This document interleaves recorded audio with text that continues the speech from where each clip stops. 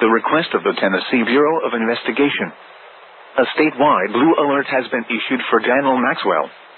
Maxwell is wanted by the Tennessee Bureau of Investigation in the Memphis Police Department for criminal attempted first-degree murder of a Memphis police officer.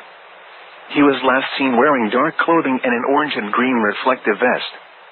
He is considered armed and dangerous.